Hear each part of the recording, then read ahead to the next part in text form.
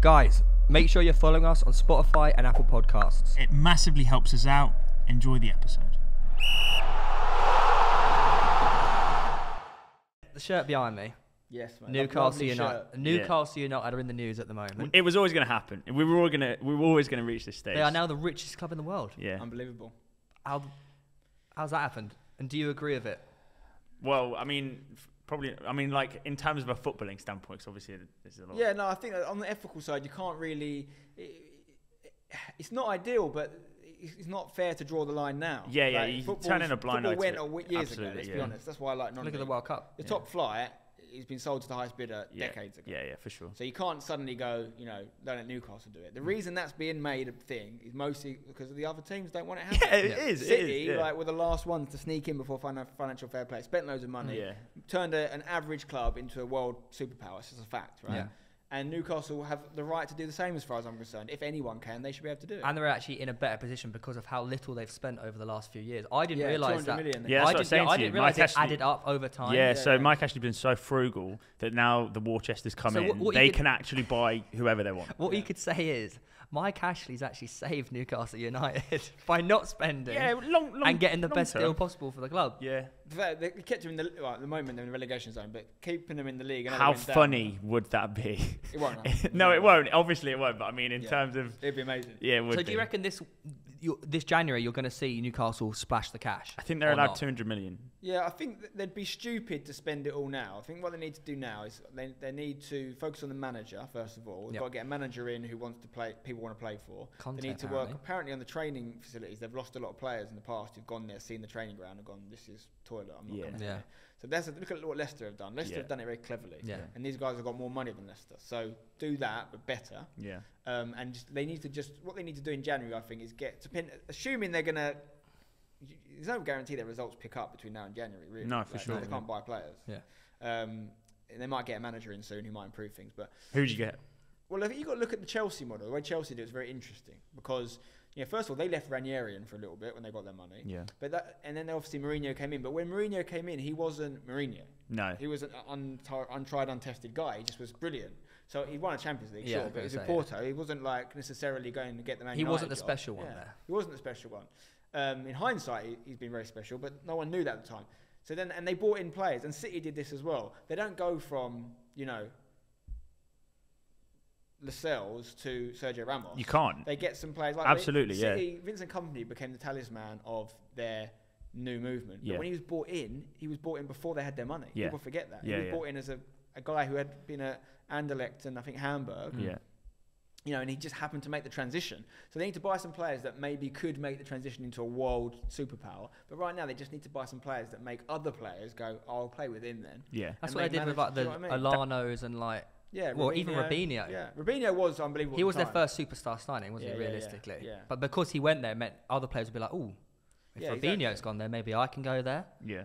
But that will always be the case until they get elite/Champions League football. Yeah, exactly. European football. You have Mbappe stuff. Yeah. It'd be awful for Mbappe to go there. It'd be amazing for the story, but why would he give up Champions League football? I don't think it will happen. So if you were given the Newcastle budget, who would you sign? So bearing in mind you have decades of experience on Football Manager as well. So this should be real non-league. Yeah, absolutely as well.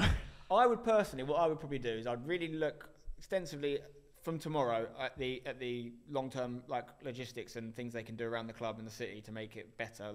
You have to start that ball rolling now because they might not have a new training ground for years. It might take years to happen. Yeah. Manager one, you've got to get what I would say is unless you can get a Conte, and I think he does strike me as the kind of guy that if you pay enough, he'll come. But unless you can get someone like that, get someone like I would go for Steven Gerrard. I think right now would be the one to go for. Get him in the Prem. You need someone who knows the club as well, and I feel like Gerrard would connect with the fans. Yeah, I think he would, and he's put his time in the Rangers now. I don't think he can take them much further. Or even a Lampard, if they like him, someone that's not necessarily one of the best managers in the world, but he's going to excite the people. Yeah. And then in January, I think you've got to target some loans. And some fringe players. Look at players. This is where you can splash the cash and be clever with it. Look at players whose contract is up at the end of in the summer, who are going to go on a free. Give their clubs 20-30 million for the player because the player will be worth it. Yeah. Newcastle can afford it. Absolutely. And other teams will not pay £30 million for a player who's out of contract in 6 months. I'm looking at people like Rudiger. He's out of contract. There's a lot of people coming in for him. Rudiger would be a great player for Newcastle. Takes their defence up a level. Huge. He's not the best centre-back in the world, but he's going to make them a lot stronger. Very fast. I would go for players like that. Obviously, Mbappe's out of contract, but I think that's... I don't think I would be disappointed if he came without Champions League football. It'd be a bad move. But, players like that. And they'd get, in January, to a point where they know they're not going to go down. They're going to be safe. And then you build on that team with potentially a new manager again or whoever... Maybe you don't need a new manager, but with players that are actually taking you up a level, because they ain't going to qualify for European football this year, probably. No, I would say definitely not. No, so they're going to be going into next season without European football again. Yeah. But then what would be interesting would be if that was them this summer, they'd be competing with Arsenal for players, for example, who didn't have European football either. They could become a prospect as good as Arsenal quite quickly. Oh, they put the training ground stuff in. I believe that. And they're going to pay more money. So they'll be competing for Erdegaards, for Ben Whites, people like that, because they've made that decision to play about European football. Yeah. So they can get players like that. So it's a slow process. I don't think they're going to be competing for things at the top of the table for a couple of years. Yeah, 5 years or so, I reckon. Well, Rory, you know Rory. Yeah. He was saying he can see Newcastle winning the Champions League within 5 years. No, I mean, it's possible. That's possible. Do you think so? Yeah. Really? Yeah. That's what City haven't. They won the Prem very quickly, but the Champions League, it's cup football. They could have won it. It's not like that. There's. I mean, part of the reason there, I'll be honest, I think is actually Pep. Like, I really rate Pep, and I think you can't take. I know a lot of people say he's always had the checkbook, which he has, but those people have always had the checkbook. Yeah. Like, he has won everywhere he's gone, but he hasn't won the Champions League in a long time now with two very, very good teams. I think he's made some poor decisions in the Champions League. I think he's got it wrong. Especially against Chelsea. And in cup football, and he does that in the league sometimes, but you get away with it because it's 38 games. Yeah. So City should have won the Champions League. Yeah. So there's no reason why Newcastle can't in 5 years. Give them 5 years, they can do anything. Yeah. Sign Santiago Munoz and Gavin Harris and get anywhere. They've got him already, haven't they? That is how mad is that one? It's like Santiago Munoz. That's why they've signed him. Another bingo checkpoint of Theo bringing up the Gavin Harris joke again. Nice. We've got viewer questions for you. Okay. The first one comes from Marcus Setaro. Good name. It goes, when's Ben Foster signing for hashtag? Well, so I know Ben's been on here. I've been on Ben's Fozcast as well. Okay. And he said in that video that he wants to do a year after this year in the Prem, a year in America, and then he comes on for hashtag. He said that. He could be... Jacko won't be happy. Jack will be 44 by then. He'll still be playing. He might be, I can never see that man retire. He said this is his last year, but then he said to me the other day he might rethink that. He said last year every year, and he's never retired. What a man he is, by the way. Oh, he's one of my favourites. He'd retired from non-league football before he ever played for hashtag. At like 37 or whatever he was at the time. Unreal. And now he's playing the highest level he's ever played at, I think. Or one level maybe he's played higher, I don't know. But yeah, Foster's, there's a couple. I hope in the next few years we'll start to see, because we're at a better level now, players could actually entertain the idea of dropping to this level that probably wouldn't have come to us in the other leagues. And my contact list is getting bigger all the time. Getting bigger. Players are getting older all the time. I think we're going to see some high profile. Because they may not marquee signings. They may not necessarily have they probably have the fitness. They may not have the speed they used to have, but they can dictate games. Like, remember when we played that 5? Did you play the 5-side in? No, I didn't. I was at Rich Beck's wedding. Even at Wembley, like Gerrard was a joke. Yeah. Like, absolute joke. Gerrard, unfortunately. You never know. But, he's going Newcastle as manager, mate. So I don't know. Rooney maybe soon. Oh, he's got a lot on his plate. He's got a lot on his plate anyway. Yeah. But no, I think that I'd like to get some big players in. It's not my main priority. If I had to choose between a stadium and paying like some footballers' wages, I'm going to choose the stadium. Yeah, of course. But I think there'll be Akin Fenwell has said he'll play for hashtag. Like, he said that multiple times as well. That's cool. Whether we get him for one game, one season, I don't know. But it will hopefully happen at some point too. Can you get them for one game? It's non-league, mate. You can sign a player. Oh, of course. Yeah, you're right. There's no transfer window or anything. Yeah. Where do you rank Declan Rice in terms of defensive midfielders in world football? Top 5. I would put him so high up there right now. His dribbling ability is a joke. Yeah, and he's not. It's like he's started to score goals now. He's scored a couple for West Ham in the Europa League, back-to-back games.